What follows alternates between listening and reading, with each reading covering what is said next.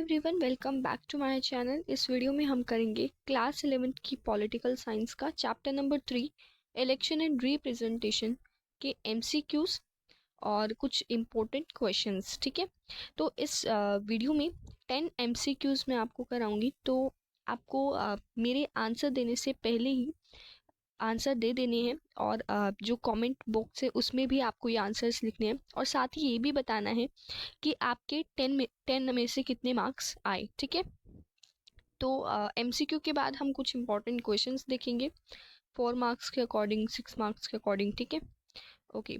सो अगर आपने ये वीडियो नहीं देखी है, इलेक्शन एंड रिप्रेजेंटेशन जो चैप्टर है वो आपने नहीं समझा है, तो उसे आप देख सकते हैं। इसकी वीडियो मैं ऑलरेडी बना चुकी हूँ एंड एनसीईआरटी से बिल्कुल लाइन टू लाइन एक्सप्लेनेशन मैंने इस चैप्टर की है। ओके, सो स्टार्ट करते हैं। सबसे पहला जो हमारा एमसीक्यू है वो है कि which article of Indian constitution provides for the composition of election commission of India. इनमें से कौन सा आर्टिकल इलेक्शन कमीशन की बात करता है? आर्टिकल 324, 356, 370 या फिर 368? तो आपको फटाफट से इसका आंसर सोच लेना है एंड लास्ट में ज़रूर बताना है कि आपके कितने मार्क्स ठीक हैं, कितने आपने गेन किए हैं। तो इसका जो आंसर है वो है option number A is correct, article 324। Next question is question number 2, which of the following election in India. इनमें से कौन से इलेक्शन इंडिया में स्टेट इलेक्शन कमीशन के द्वारा कंडक्ट किए जाते हैं, इलेक्शन कमीशन के द्वारा कंडक्ट नहीं किए जाते? लोकसभा के इलेक्शन, स्टेट लेजिस्लेटिव असेंबली के इलेक्शन, म्यूनिसिपल इलेक्शन या फिर राज्यसभा के election? Option number C is correct, municipal election. ठीक है, next question is question number 3, 73rd amendment of the constitution of India provide constitutional status to which level of local government।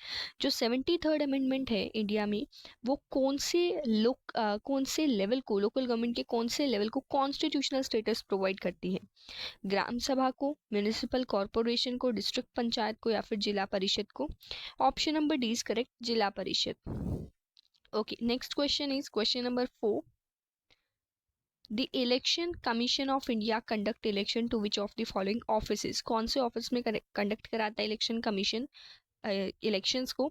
Income tax office में, union public service commission के, controller general of account या फिर member of legislative assembly? तो इनमें से आपको correct answer बताना है कौन सा है। सो option number D is correct, members of legislative assembly, यानी कि एमएलएस के इलेक्शंस को कंडक्ट कराता है इलेक्शन कमीशन। ठीक है, next question is question number 5, what is the minimum age requirement for a person to eligible to contest the Lok Sabha election in India. Minimum age कितनी होती है? 21 साल होती है, 25 साल होती है, 30 साल होती है या 35 साल होती है लोकसभा के लोकसभा में पार्ट लेने के लिए, कॉन्टेस्ट करने के लिए इलेक्शन को? तो option number B is correct, 25 years. Next question is question number 6. Which electoral system does India follow for its parliamentary election? Parliamentary election के लिए इंडिया कौन सा सिस्टम जो है वो फॉलो करता है? पीआर सिस्टम, प्रोपोर्शनल रिप्रेजेंटेशन का, majoritarian system, first pass the post system या फिर मिक्स्ड इलेक्टोरल सिस्टम? तो मेनली ये जो चैप्टर है वो दो ही मेथड्स पर बेस्ड है, एक तो हमारा पीआर सिस्टम और एक हमारा फर्स्ट पास दी पोस्ट सिस्टम। तो दो ऑप्शन तो हमारे यहीं पर कट हो जाएंगे, राइट। अब हमने देखा था कि जो प्रोपोर्शनल रिप्रेजेंटेशन का सिस्टम है वो राज्यसभा के लिए होता है ना, मतलब लिमिटेड एरिया में होता है, हर जगह पे नहीं होता। मेनली तो फर्स्ट पास दी पोस्ट सिस्टम ही फॉलो किया जाता है, तो ऑप्शन नंबर सी ही करेक्ट होगा, फर्स्ट पास दी पोस्ट सिस्टम। अच्छा, फर्स्ट पास दी पोस्ट सिस्टम में होता क्या है कि जैसे अगर 4 एबीसी अगर कैंडिडेट हैं, ठीक है, 3 कैंडिडेट्स है मान लो, तो ए के पास अगर ज़्यादा वोट्स है तो इसे ही ज़्यादा सीट्स मिलेंगी। ठीक है, यानी कि जिसके पास ज़्यादा वोट उसी को ज़्यादा सीट मिलेगी और वही जो है विनर भी होगा। ठीक है, लेकिन पीआर सिस्टम में ऐसा नहीं होता। पीआर सिस्टम का एक अलग प्रोसीजर होता है जो कि बुक में दे रखा है बिल्कुल।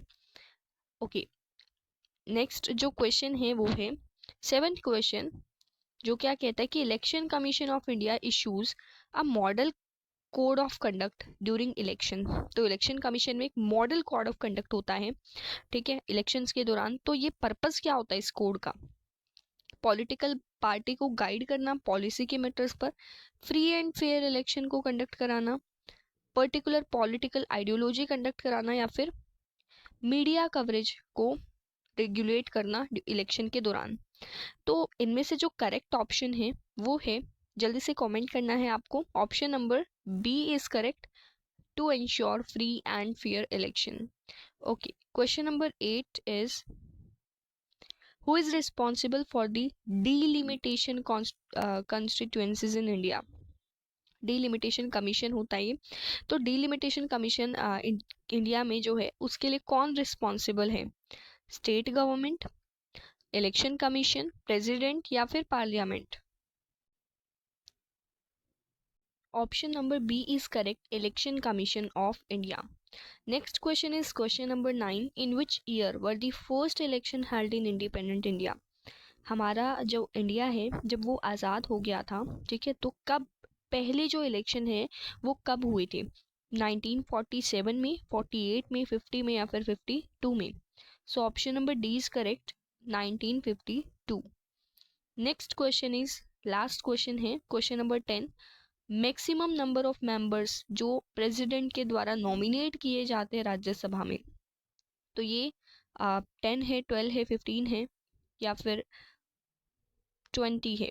तो option number B is correct, 12। 12 nominated members होते हैं, प्रेसिडेंट के द्वारा नॉमिनेट किए जाते हैं, ठीक है।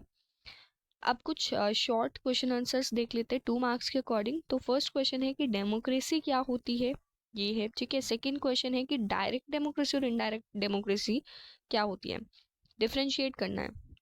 तो डायरेक्ट डेमोक्रेसी में पता है, जैसे जो लोग हैं वो डायरेक्टली जिसमें पार्टिसिपेट करते हैं, डिसीजन मेकिंग में डायरेक्टली पार्टिसिपेट करते हैं। तो ये छोटी कंट्रीज़ के लिए, स्मॉल कंट्रीज़ के लिए तो फेवरेबल है, बट लार्ज कंट्रीज़ के लिए तो फेवरेबल नहीं है, क्योंकि जिसमें मतलब करोड़ या फिर मिलियंस ऑफ पीपल होंगे, तो वहाँ पर तो इट इज़ इम्पॉसिबल कि सारे लोग इकट्ठे बैठकर डिसीजन लें, तो दैट इज़ नॉट पॉसिबल। तो ऐसी कंट्रीज़ के लिए क्या होते हैं, इनडायरेक्ट डेमोक्रेसी होती है, इनडायरेक्ट इलेक्शंस होते हैं, कहने का मतलब है, ठीक है। तो इनडायरेक्ट डेमोक्रेसी में लोग जो हैं वो डायरेक्टली पार्टिसिपेट नहीं करते हैं, बट लोग जो हैं, ठीक है, पीपल, वो एक रिप्रेजेंटेटिव को इलेक्ट कर लेते हैं, ठीक है। अब जो रिप्रेजेंटेटिव होगा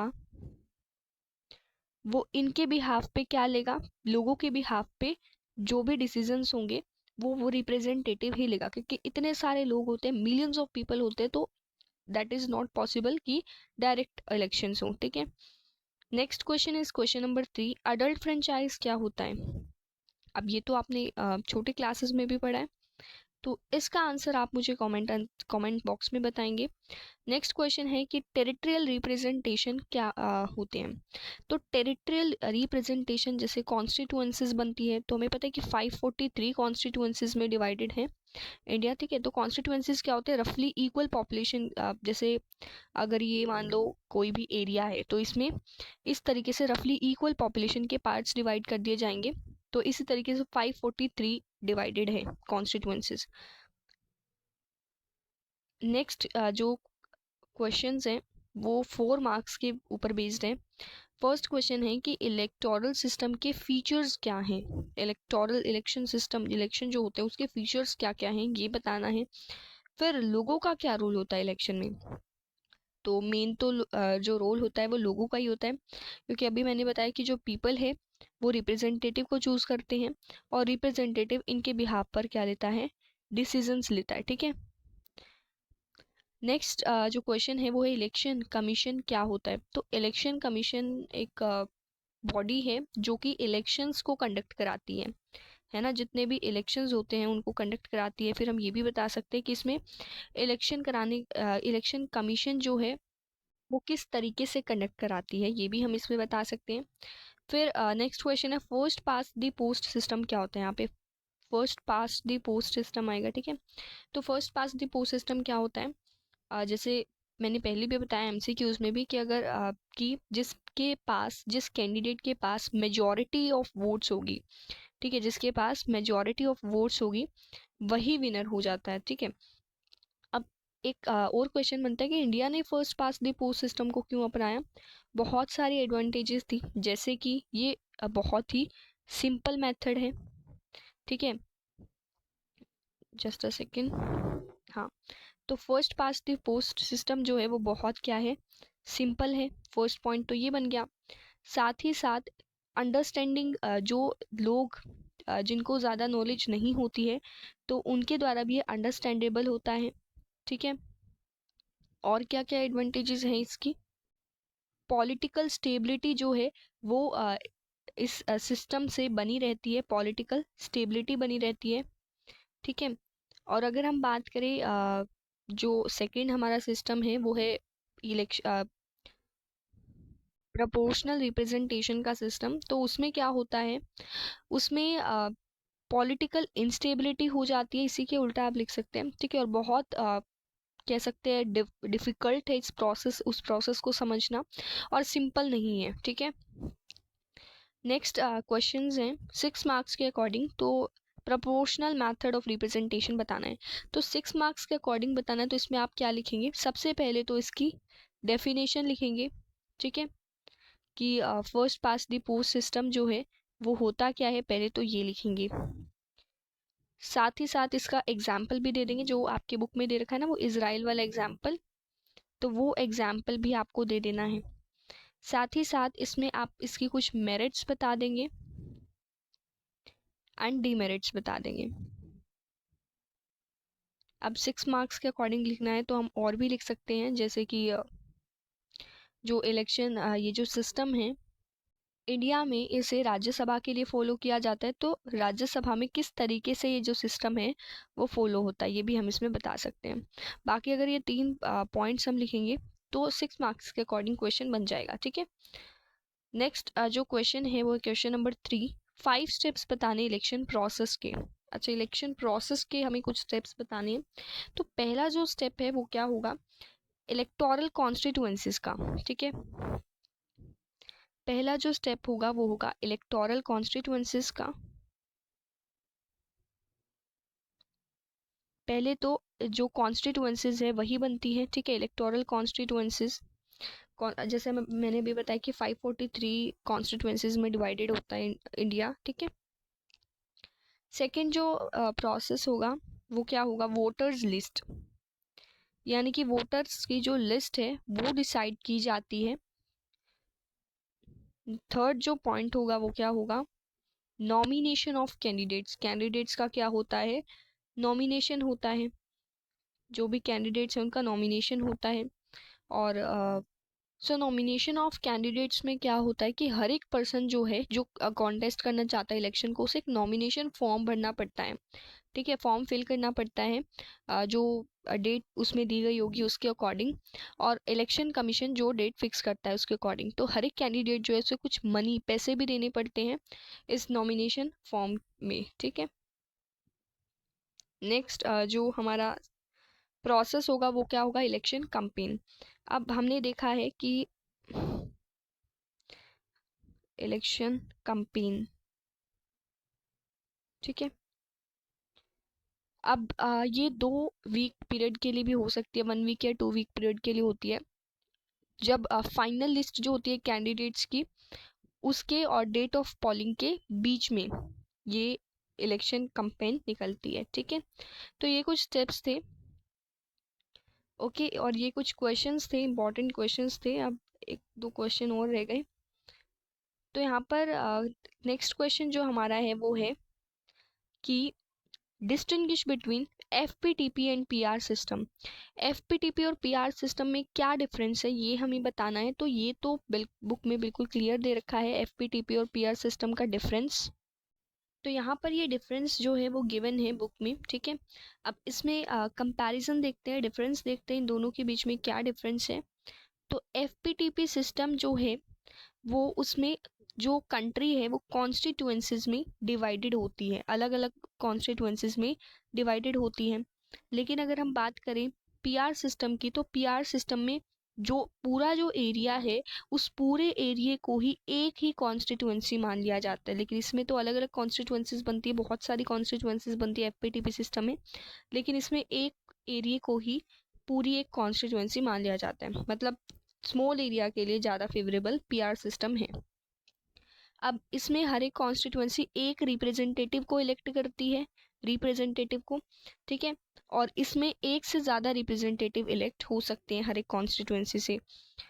अब इसमें वोट्स जो है, वोटर्स जो हैं वो कैंडिडेट के लिए वोट करते हैं, लेकिन इसमें पार्टी के लिए वोट करते हैं। एक पार्टी को वोट से ज़्यादा सीट्स मिल सकती है, लेकिन इसमें सीट्स जो है वो वोट्स पर डिपेंड करते हैं कि कितनी वोट्स मिलेगी, उसी के प्रोपोर्शन में सीट्स मिलेंगी। जो एफपीटीपी सिस्टम है उसमें जो कैंडिडेट जो जीत जाता है उसे मेजॉरिटी की ज़रूरत नहीं होती। जैसे इसमें तो क्या होता है, मेजॉरिटी ऑफ वोट्स लेनी पड़ती है, यानी कि 51 से ऊपर तो होनी ही चाहिए। अगर 100 हम ले रहे हैं तो 100 में से 51 से ऊपर तो होनी ही चाहिए। अगर 51 से नीचे है तो वो अप्लाई नहीं हो पाता है आगे कैंडिडेट कॉन्टेस्ट करने के लिए, ठीक है, इलेक्शन को। तो इसमें मेजॉरिटी ऑफ वोट्स लेनी पड़ती है।